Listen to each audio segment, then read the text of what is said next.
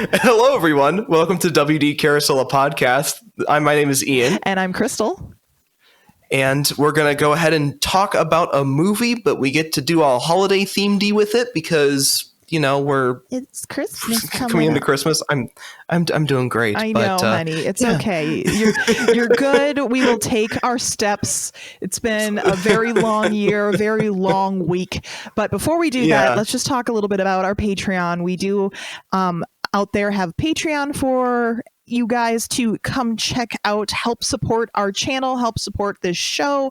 There's a few different levels to be able to show support with some fun perks in there, including one-on-one conversations with us if you have any additional questions. So go ahead and check us out at patreon.com/probably carousel of podcast. It's like patreon.com/WD Carousel podcast, or you can in the bottom, like the description tag of wherever you're watching or listening to this, there's a link to Patreon in there. We really appreciate all the support and help that you guys give us. So on that note, the movie that we were going to be discussing today is one that we were joking about that we were going to do a review on, but come on, everybody's seen it already. And if you haven't, where have you been?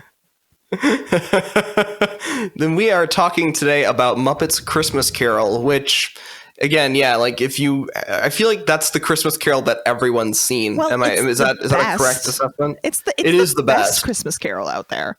Yeah. I mean, it's better than, well, it's just the best. I was going to start naming names, but we might want to review them in future years. That's not bash future shows. Yeah. But it is our favorite. I will say our favorite and most beloved Christmas Carol. Yes. And, I think it's interesting because I didn't really think about this, but Jim Henson died in 91, right? Mm-hmm. Am I remembering that correctly? 1990. So this is like one of the very first things that they created without him. It is kind of this was Brian Henson, his son's first directorial debut. It was released in 1992. So this is the first time that his son not just helped on set, but took the reins and ran with it. And I was reviewing an interview that happened with Michael Caine. And he said that in the beginning, he had no idea that this was Brian's first time. And he felt totally comfortable with him. Like this was old hat. Right. And so that speaks a lot to Brian's style of directing that I think was awesome. Right. Well, it does. I mean, and that's the thing too, is it does feel like it doesn't feel like a goofy, silly thing. It feels like a real, it plays like a real movie, like a serious movie, which is really cool. Like it makes it even more funny and fun that way. Mm-hmm. It's the first Muppet movie. Well, this is the fourth Muppet movie that has come out in theaters. It's the first one to be produced by the Walt Disney Pictures Company too, which is another reason why we're discussing it right now. Talking about it.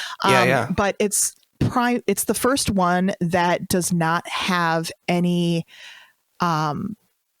Muppets as the main prime character that they're following. This is the first Muppet movie that they use human as the key characters, and they have the Muppets as support and background characters, and it feels natural. Question mark? You don't question it, which is crazy that you don't question it, because they literally mix people and puppets together the entire time. Mm-hmm. They even included the Fraggles. This time they did not include Sesame Street characters, though. This is the first production that they have not included, like Big Bird or something.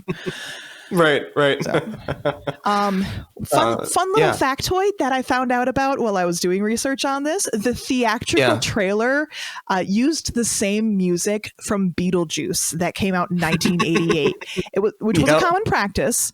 But that kind of explains why I've never actually seen the trailer on any home video releases. Because it's the same exact thing. That's really funny. Wow. Yeah. So from a production perspective, they had all the London overhead stuff, and I'm trying to think. This was like at the very beginning. Yeah, or a lot it's of like during the title sequences and all of that when it comes in. Yeah, that's right. It's shot so well. Yeah, the overhead London panoramics. Shots. They're all little 3-foot scale models, which is crazy because it looks pretty good. As I recall. Yep. And then I remember the cut though, because they do a lot of scanning over the London skyline, but then it like cuts to this arch that they're dropping down to, and that's when it goes into the real set. Yes. Which, first off, Michael Caine had to walk very carefully on set because, they made the set primarily for the Muppeteers to be underneath and have their arms up doing all the puppetry, because there were hundreds and hundreds of different kinds of puppets that they used in this. And so Michael Caine had to walk on like these wooden planks in certain areas and make sure he didn't fall over, but make his gait look natural and normal, like he was just walking down the street. Oh man. And you never think about it. All these sets were built, 4 or 5 feet in the air. It's so weird. I wonder if I'd have hard time with that with my heights. I don't know. I feel like I know I've seen some pictures of those sets, and it does look a little dicey sometimes. Yeah, I can't even imagine. I mean, I have a hard enough time walking in like a skyway. And there are glass walls around me. One of my favorite nerd out hardcore factoids about this is that all of the costumes made for every character, not just the human characters, but every single character, including supporting puppets, are all historically accurate and made with historical techniques. So they had these beautiful multi-layer garbs that they made hand sewn for all of these characters. God. Like I was watching one of my historical costume girls. She did a 40-minute video picking apart every single costume. And she's like, do you see that little seam work right there that they did for Rizzo the Rat? And you can tell it's handmade. You can tell it's hand sewn. And you see that technique right there? That's how you do this. And then on a human size project, that is really hard. And then for them to do it on the size of Gonzo's outfit is ridiculous. That's so crazy. Yeah, and it made me appreciate the thought that they put into this movie even more to make it an important work of art that they did. Yeah, absolutely. Yeah, and then the human casting was also really interesting. Like you said, it was the first time they had really brought humans in as major roles for this sort of thing. And in fact, they'd even thought of George Carlin as maybe even being Ebenezer Scrooge, which is a totally different thought process for where they ended up going. Yeah, I don't know, but I would say Michael Caine is to me, he is the only Scrooge. He was in my book. Chef's kiss, just perfect. And I know that he has been quoted to say that I'm going to play this movie like I'm working with the Royal Shakespeare Company. I will never wink. I will never do anything Muppety. And I'm going to play Scrooge as if it is an utterly dramatic role and there are no puppets around me. And honestly, that worked. It's worked so well. And a lot of times, like, the best and most powerful kinds of humor are the kinds where you are not aware of the humor being even happening. And and he just nailed it. Absolutely nailed it. And speaking to the quality of this film as well and the artistry of it, I mean, we have Muppets that we're working with or that they're working with and that we're watching. But Gonzo, he portrays the actual author, Charles Dickens, and 95% of his dialogue is directly out of the source material. So they just pulled like the verbatim. Charles Dickens' actual. I could grab the book that I have right now because I have it. It's somewhere. I'm trying to point to it, but they're missing. But he speaks directly from the actual context, and then it's Rizzo the Rat that gives more levity to the dialogue and the peanut infuses gallery. humor and serves kind of as like the Greek choir of sorts, just to be like, ha ha ha ha, that's funny. Right. The guy, the counterpoint to the straight man situation. Yep. Yeah. Interesting.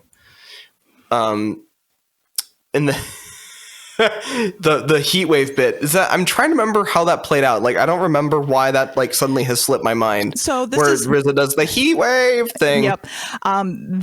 This is actually the big part of the Muppet Company where the rats became a thing, and they were working with Bob Cratchit for Scrooge, and they were talking about how cold it is and that, you know, their pens are turning to icicles, and Michael Caine yells out, how would they like to be unemployed? And they go, heat wave, oi, oi, this is my island in the sun. Oh, that's right. And after that, like, the rats have been in every single major theatrical Muppet movie since. Like, even thinking of when they did Treasure Island and the rats were on the boat as if it was like a cruise. And, you know, they've always been this like little, they never had an actual importance into the movies up until this one. Always there. And that's everybody loves them now. Because of heat wave. Heat wave. This is my island in the sun. Oh my god.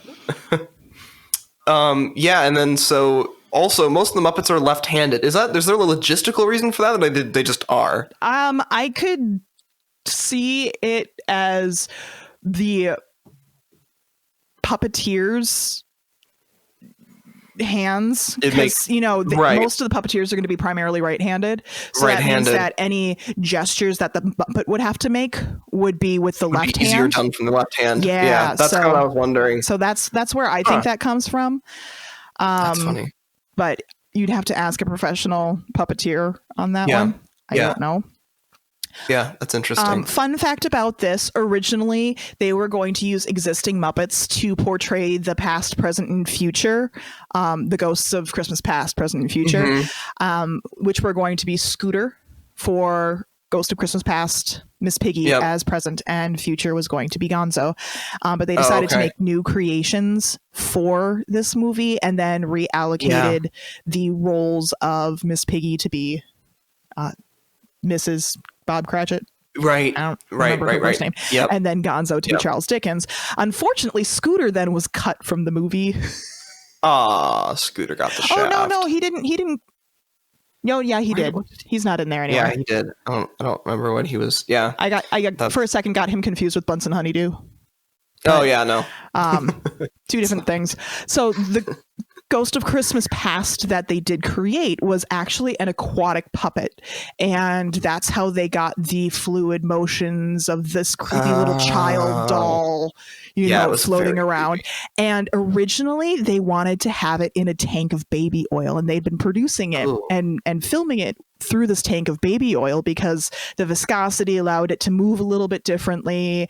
But honestly, that got really expensive. So eventually they wrapped up filming it in water, but that started to deteriorate the paint job and some of the connections that they had created for it. So they were able to get the key shots that they needed, but it did not last through the production. Wow. That's crazy. So this is like out in the streets, or is this in with Fezziwig? I'm trying to remember.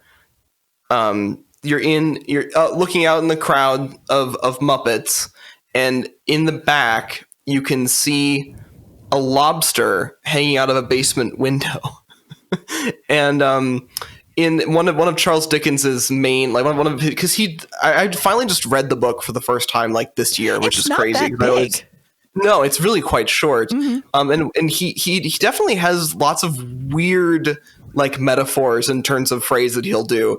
And the one that this is referring to was like a bad lobster in a dark cellar. Like, we don't know why that's a line. I don't know why that's a line, but that's when they put a lobster in a dark cellar. Scrooge is dead, and they're selling off his like nightgown and his bed sheets and all of that. So it's the lobster that's actually like being the the sneaky Bad pawnbroker. lobster. I don't know. Right. Oh, that's funny. Lobster head. But yeah, That's such a deep cut, honestly. It's in the verbiage. I don't get it. Yeah, that's so funny. How does Charles Dickens know what a lobster is? Like a bad lobster? Yeah. I don't know. Maybe they were all bad lobsters. I don't know. I think so. I think all lobsters are bad lobsters. I like seafood. That doesn't mean that they were good, though. It could be bad. Well, that's true. They're bad in life. It's true. They make bad decisions. Right. So on a technical standpoint, let's move into when they are with the Ghost of Christmas Present and you hear Kermit singing the 'Tis the Season song. 'Tis the season to be jolly and joyous. Right. That full body stroll that you see, because you see Kermit from head to toe. Yes. It took 10 puppeteers on a green screen to be able to manipulate his body. And then the actual road, quote unquote, that he's walking on is just a barrel drum. Oh, yeah. Okay. And then slowly turning. That's how his feet move back. Mm-hmm. That's basically how he can keep walking, but they don't have to Oh my do God. a lot because they already have 10 puppeteers behind them. They don't actually have to walk them forward. Right. Okay, What everybody, step 1. Now just stay in your positions, just readjust. But 10 people, that was a huge feat in this movie. Wow. And took the advancement of puppeteering and technology forward even further. That was like the big scene for this movie. Yeah, that is crazy. I did think about that a couple of times when I was young. I'd always be like, huh, how did they do that? How can I see the top and the bottom of this character? Right, I don't get it. And they're moving. Right. Yeah. That's pretty funny, actually. Yeah. I'll admit this next one, I didn't care about when I was a kid, but now that I'm an adult, it frustrates me. It's got a nostalgia for you. Okay, so what I'm talking about here and what I'm referencing is in the original theatrical release, there was a song called The Love Is Gone. It had to do with Michael Caine's character Ebenezer Scrooge and his love interest in the movie.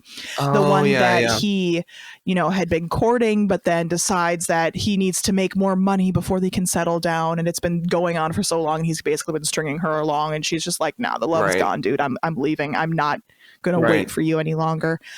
They actually cut it from later releases because they found it to be too slow, and since there were no Muppets involved in the song, kids were losing interest. And I didn't realize that they had cut it until I rewatched it on Disney Plus, and it wasn't there, and I got shocked because the copy that I had from growing up had it. Yeah. And now it didn't. And so when it came out on Disney Plus and everybody was like, where's the song? Where's The Love Is Gone? They're like, the footage has been lost. We don't have it anymore. So we can't give it to you. But they did just quote unquote recently locate a copy and are working to digitally remaster it so they can update the Disney Plus edition. But funny. That's really funny. I now love that song, and I don't know if it's because it's not there anymore. Now it's gone. If I'm an adult and I'm like, yes, you've strung her along too far, and you're burning all your bridges, and she doesn't deserve this, and I don't know why I love it, but I do. It means more to people who are adults. Yeah. So they originally had Bunsen and Beaker singing a song, and Sam Neill all had songs, but they were cut prior to release. But if you find the film soundtrack, it is there. Can be found. There is a part, since we're talking about songs, in the song One More Sleep Till Christmas, that they have a shooting star that goes across the sky, and that was originally meant to be in memory of Jim Henson, and it has shown up in every Muppet movie ever since. Kind of like their little head nod to the big guy, the creator. That's sad. I mean, it's But nice. sweet. It's actually very touching. It's sweet. It's sweet, but it also makes me very verklempt. I mean, I couldn't imagine like Brian Henson being like, okay, so we're going to put a shooting star right here and have Kermit look at it longingly as it flies over the sky. And that's going to be for you, Dad. Right. Oh my God. I mean, I'd probably tear up. Yeah, absolutely. Yeah. And then Bean Bunny, the little, he worked for, oh no, it was one of the people on the street that Scrooge is always mean to. He was actually created by the team as an in-joke within just like the creative team. And so and as Brian Henson said, inside the Muppet Company, we love to hate Bean Bunny. Oh my gosh, they were so mean to him. He was like made to be beaten up. That's what the bunny was for. His little, I remember the scene of him standing outside the door. Good King Wenceslas look out on the feast of steam. Right. And then getting the like wreath thrown at his head. Right. Destructible puppet. Or carrying around that huge goose. Because he was the one that Scrooge threw the money towards and said, go get the goose. Yes. Just this beat up little bunny. Oh man. But poor thing. I don't remember seeing him in any future movies. Yeah, I think he kind of existed for that. He was the movie's whipping boy. I'm sorry. Yes, he was. So while I was reviewing the movie again, and I'm going to say reviewing, but we all know that we watch it this time of year. So, oh darn, I had to do research. I was watching some behind the scenes commentary, and the creators had related a funny story on the screening where a few children had asked what the bookkeepers, so the rats, had done wrong to get coal at the end of the movie, because it had completely slipped the mind of the movie creators that Santa gives bad children coal in their stockings. Right. And they're like, what did the rats do? You know, that they get buckets of coal. Yeah. And then it turns out that was like exactly what they wanted. I mean, as adults, we understand because they were freezing and they'd asked for some coal for the fire because they were freezing, and then now they got coal. But kids were like, but you're mixing different. You. Right. Oh, that's funny. In the final musical scene, in the background, you can see a storefront, and the name of the store is called Micklewhite, which is funny because Sir Michael Caine was born Maurice Joseph Micklewhite, which is just, I feel less good as a person knowing that was what his birth name was. Why do you feel less good as a person? I don't know. I like Michael Caine so much better. I'm going to go back to that. That's probably why it's his stage name. But also towards the end, there is a haberdashery called Statler and Waldorf. Yes. Which makes me happy. But it also makes me wonder if Statler and Waldorf were the Marley brothers. What do the actual Statler and Waldorf in the movie act like? No one will ever know. No. They're the same. Statler and Waldorf are always Statler and Waldorf. You know, they're just going to be them. Marley and Marley. And then the witch cackle at the end. I'm sorry, guys. Yeah, exactly. Oh, but anyways, there are some fun facts, some little behind the scenes info about one of the favorite classic Christmas movies that come out around this time of year. But I hope you've enjoyed this. This has been WD Carousel of Podcast. My name's Crystal. And I'm Ian. And we hope you have a great, big, beautiful tomorrow. Bye, everybody.